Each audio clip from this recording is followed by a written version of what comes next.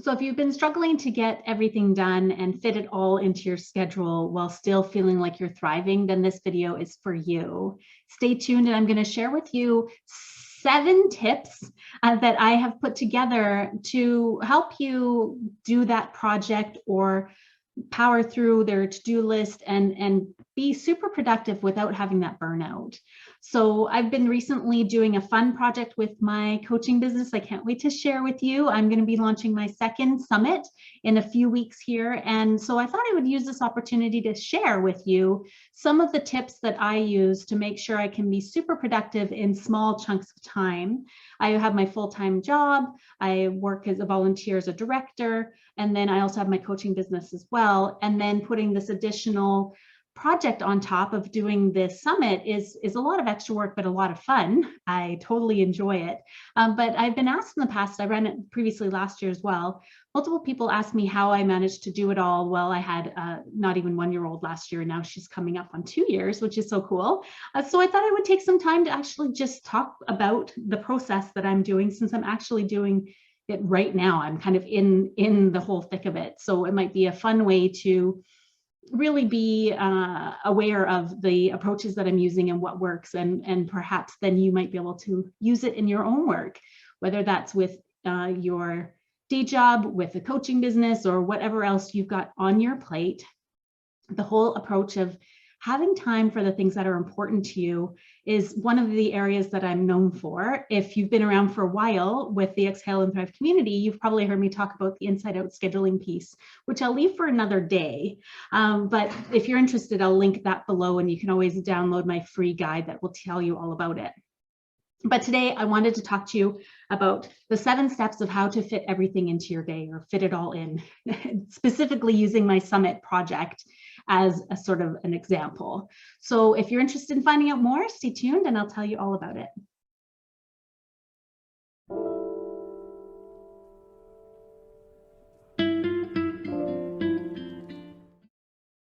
So I'm super excited to share this with you all today. I'm Sarah Francescuti, an executive leadership coach, and I have always loved being productive. I really take pride in doing good work in an efficient amount of time, so that I have time for those other things, like getting involved in working groups, or creating a community of practice, or perhaps it's volunteering and having all these other things in my life and my work and in my business, serving more clients and all of that.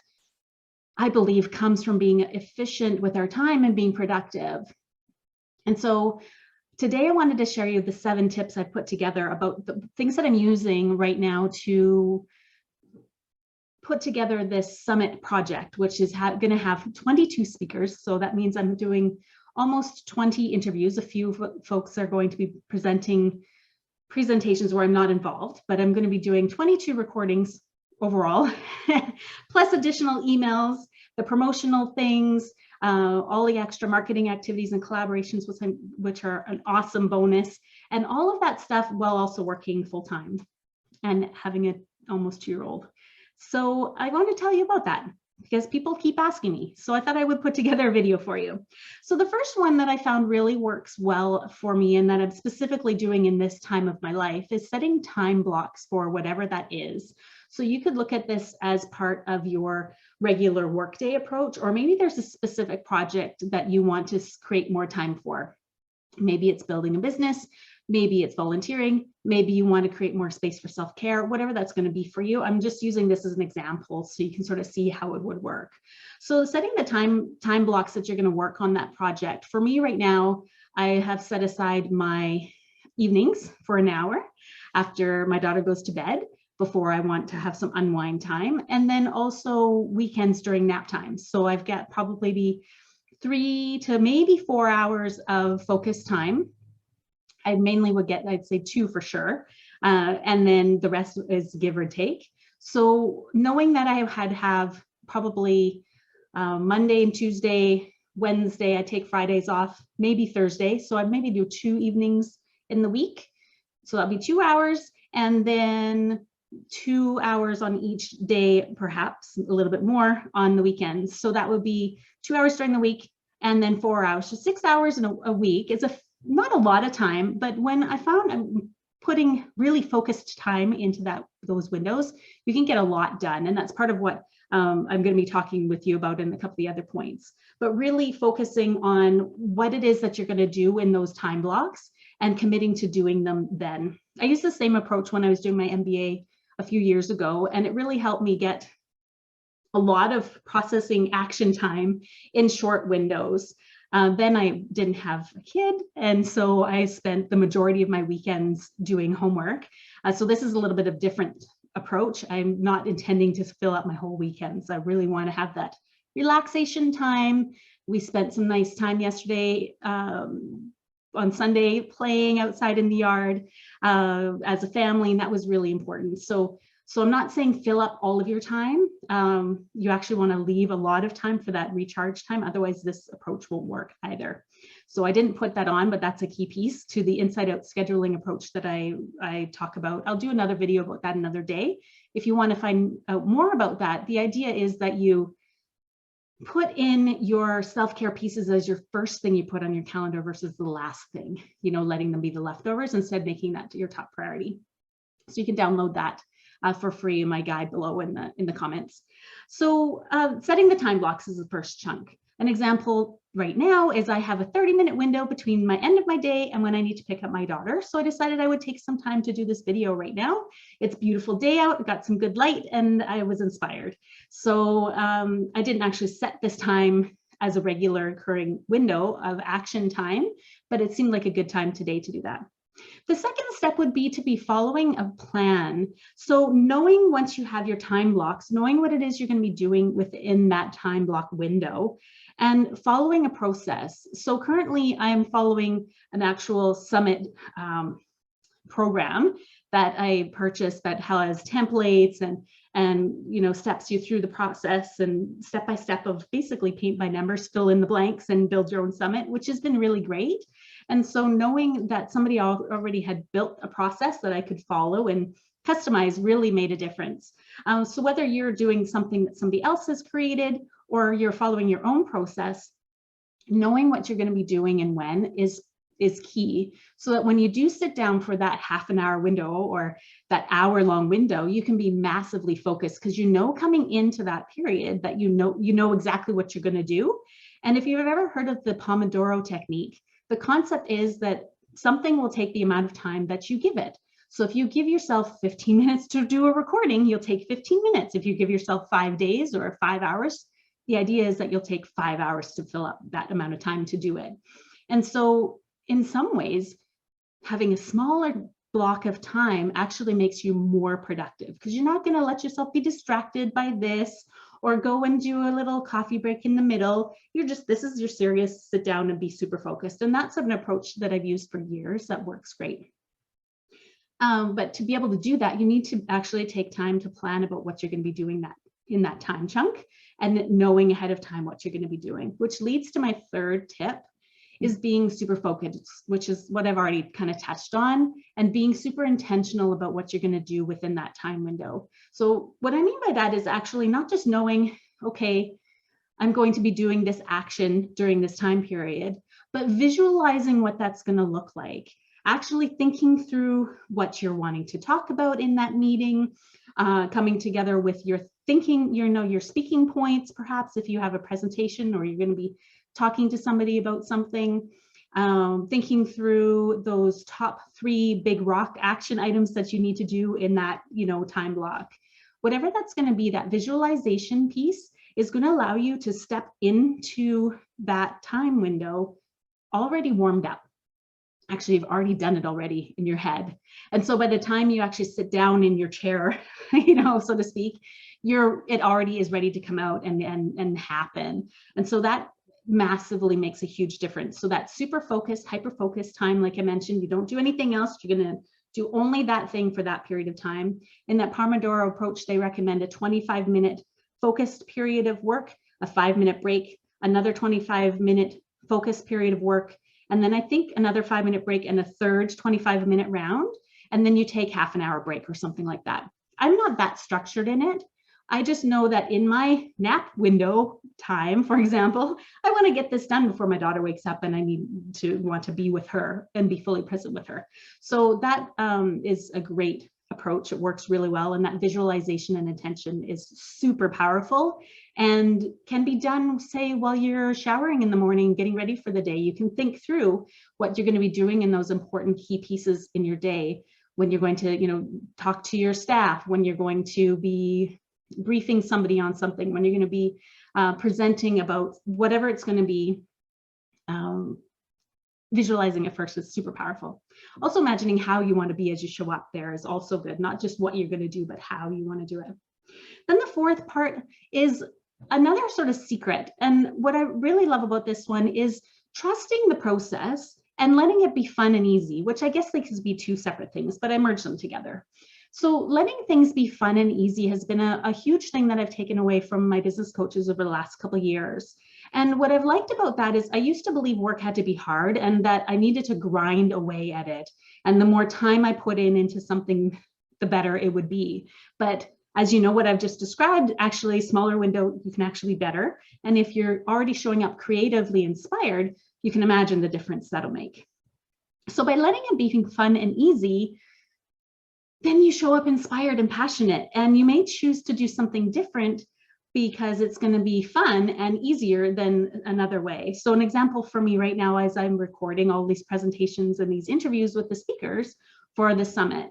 And so some of them have asked to speak to me individually and book an appointment to talk about what we're going to talk about in the meeting, which I love that idea. The connection and the time to brainstorm and everything is beautiful, but I honestly don't have that luxury right now of the amount of time blocks I have between now and when the event is going to happen.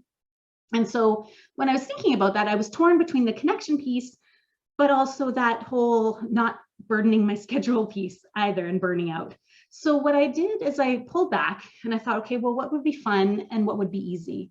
Fun would be the connection piece. Easy would be not having to set an hour to talk about it. That felt just kind of heavy to me, and again, clogging up my schedule. So instead, I decided to switch to using voice memos. So I just, pressed record on the little text button, wherever it was, Facebook Messenger or LinkedIn or in my regular text, whoever it was I'm connecting to. And I've been able to send them a little voice message. So that was actually feeling more connected than a text or an email. We were able to have a conversation back and forth in those tiny little gaps around all of the big things that we were doing. So that was one really great example and big takeaway I had for myself this past, I guess, couple weeks, to really let it be fun and easy. So where can you let something be fun and easy in the projects that you're working on? Maybe you can change it up a little bit, little tweaks just here and there that will give you more space for relaxation, more connection with your values of whatever that's going to be fun for you. So you can show up passionate and engaged and super productive. So the next point is number 5 is getting support. And with anything being super productive, you can't necessarily do it all on your own. So looking for ways that you can either delegate your tasks, or maybe you can do it in an easier way, like I mentioned earlier about the voice memos. Perhaps you can get some support at home through a cleaner or somebody to help with gardening or help with shopping. I've been getting online shopping and cleaning done for the last couple of years, and it's been awesome. And it really helps a lot. And same thing within your work. So maybe you need to hire a couple more people on your team. Maybe it's time to let go of those things that you're doing that your staff can take on so that they get empowered and grow. And then that leaves you more time to do your strategic thinking and projects. Maybe it is, purchasing a new tool or new software, or perhaps it's hiring a coach or a mentor that can help guide you in ways that you maybe haven't seen before, or if they're further along in a way that you want to get support with, then they can help you get there quicker. For example, like I mentioned, I purchased this Summit in a Box program, and it's helped me do things much more quickly than if I had spent 10 years probably figuring it out on my own. So those shortcuts make a massive difference. Getting that emotional support through a coach, mentor, a leadership buddy or an accountability buddy, whatever you want to call it, that all helps too. Masterminds, all of that kind of thing. So what else? couple tools that I've been using lately for my speaker management, for example, give another sort of tangible example, has been using Google Forms to capture all of my data for my speakers. Last year, I just had it come in from all different directions, and then it was a lot to manage. So I'm trying to make let it be easy. And so that's something that I'm doing, and I'm funneling everything in that way. Another thing that I'm doing differently this round is sending out a speaker agreement, but using a signing tool so that somebody can sign it and it will track everybody that signed it, and I can send reminders and use that all in one place versus me doing that manually. Eventually, my goal will be to hire people on my team to help me, but right now technology can help. So there's many ways that you can get support. And then as I was putting out these little notes here, I actually came up with another one. Another point, number 6, is really letting those big rocks and small rocks fall into the right places. So if you've ever heard about the big rock concept, the idea is if you have a jar of water, I've got a bottle here, so I guess I'll use that as an example. So imagine you fill this up with sand. There's no room for big rocks. That's the way I want to put it. So there's no room for gravel. It's full. But if you were to put the big rocks in first, and then you could pour the sand in and it would fall into the cracks, and then you could even put water in and there would be room for that too. But if you'd filled everything up with sand first, you wouldn't, or water first, you wouldn't have room to put anything else. You'd already overflow. And so that's a massive productivity 101 kind of tip. If you haven't used it before, I highly recommend it. And I like using 3 big rocks per day. I used to do 5. I didn't get there all the time. The 3 seems to be a sweet spot for me. So I highly recommend doing that if you haven't done that before, is looking at 3 big rocks that you want to do. Or for me, in these smaller windows of actionable time, I do 1 or maybe 2 in those windows, knowing that specifically in that window, I'm going to do this one thing. I'll do it from beginning to end if I can, or one piece, and then move it on and do the next piece when I can at the next chunk of time. So that's really makes a difference. And then looking at what your small rocks are, for example, those can be phone calls or emails, or something that's not going to take a lot of time. Maybe a 5-minute declutter, or whatever it's going to be in your day. I'm sure you have a massive list of what these things can be. But what I found is if you can write those down and kind of have them on the side of your mind, then when you do have a gap in time where you have maybe a minute or 2 before a meeting, or perhaps you have a little bit of time waiting for doctor's appointments, or that kind of thing, or maybe you have a gap. It's almost lunchtime, it's not quite, and you've done that big task, but you have a little bit more time. There's room to get in those small things. That can be a way to be massively productive that way as well. I used that especially when I was planning my wedding a few years back. I remember I had at one point had a little bit of time between, I think it was work and an appointment. So I drove down to the beach and I had about an hour to just relax. And so I got tons of phone calls in, calling all of my, suppliers for my wedding and all of that, and got all of that done in a short period of time because I had that kind of mentally ready in my head. That goes back to that visualization piece, knowing that when I had some time, I needed to get those things done. So thinking through all of that really makes a big difference. And then number 7, the final one I want to share with you today, is really about, now I totally forgot, I didn't write it down. So it was really about just enjoying the process and trusting in sort of these magical miracle outcomes. So if you're letting things be easy, if you're taking care of your self-care, so you're showing up in that creative, inspired, passionate way, then what happens is you attract that as well. And you create that in the connections that you create. So what happens is it can almost be like miraculous or synchronistic, or whatever words you want to call it, surprising, unexpected things can come up that wouldn't otherwise, if you were feeling stressed or overwhelmed, or kind of in that burnt out state where you're not necessarily that aware, you're not in that passionate state. So letting that fun, easy, inspired, visionary energy come into the things that you're doing really will make a massive impact in the reaction that you get in everything that you do. So I think that would be my final takeaway, is if you're intentional in being productive in your actions, whether that's in your day, your work, your professional life, as a leader, in your personal life, with your family and friends and loved ones, and anything you're doing in your community. Showing up with passion, showing up with inspiration, showing up with that massively, inspired part of yourself really makes an incredible difference in how everything is received and what is reflected back at you. And so for one example, again, I'm using my summit as an example. Last year when I decided to do this, I had one of my friends, I had shared it with her on a Saturday morning. I had thought about it the night before. She said, sure, she'd be a speaker. Well, I was blown away. So guess what happened next? I was talking to somebody later that week, and we decided, we came up that would be fun, that they would be a speaker.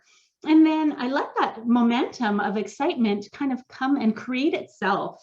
Instead of feeling like I needed to have that plan all laid out, I know I said in point number 2 to create a plan, but also letting room for that sort of fun, miraculous, exciting aspect of it can be really cool. And what can happen is then you end up creating something that's even cooler than you would have even imagined had you just been thinking about it all on your own. People will come and collaborate with you. They will support you. You'll come up with ideas and see resolutions to problems, or find tools that will work for you. For example, this speaker signing thing, I found one, I was doing research the other day, found one that does a 30-day free trial. And so I only need it for 30 days. I don't need it for a whole year. So that was a nice little surprise. Another surprise has been that I have now been invited to do podcast interviews on 2 podcasts with 2 of the speakers. Another one of the speakers has offered to do some promotion with me and collaborate on their LinkedIn. And another one has invited me to be a summit speaker for them in March. And so these things all have come from being excited, sharing your goals, and letting everyone come and support you with it. And so I just wanted to share that with you. This way of being productive that I'm describing here to you, I get, hopefully you're getting kind of the idea behind what I'm describing. Is sure, I've made 7 points, but it's really the energy in how you show up. And so I guess coming back to the inside out scheduling approach that I've mentioned, the whole idea behind it is making sure that you're showing up full of energy and that you're thriving self. If you're in survive mode where everything feels overwhelming, you feel burnt out, you feel frustrated with people, you're emotional maybe, or, you kind of are forgetting things or running late or whatever that's going to be for you. The first priority is getting yourself to that thriving state and doing things in your day and your week and your month and your life overall that help you get there. So I would love to share more with you on that another day. So if you'd like to hear about it, just let me know and I'll do a whole video on the inside out scheduling approach. Maybe we can even do a whole series on it at some point. So let me know if you'd like to see that. I would love to share that with you in detail. In the meantime, you can get my free guide below and check out that information.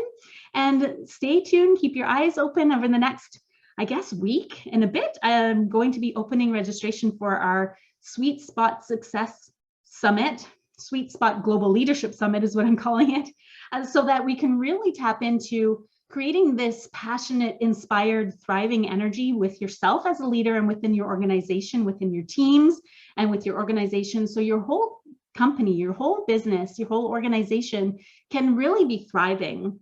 And so not only are thriving organizations more profitable, 4 times more profitable according to Gallup, everybody in it, when you're in that thriving state, life is good. It's better. Things can still be challenging, but you're able to handle things better. You're able to be more creative. And you can imagine the impact, not just on profit, but on the actual impact within your communities, within the world. And this is my personal mission, is to help leaders like you and your organizations to really thrive, because that's how we can make a positive difference in the world. So stay tuned. I can't wait to tell you more about all of this stuff and all of the amazing speakers we have coming up on our Sweet Spot Summit. We'll be opening registration on the 1st of February. So we'll see you then. And let me know if you have any other productivity tips in the comments so we can all learn from each other. So thanks for tuning in. We'll see you again soon. Have a great day.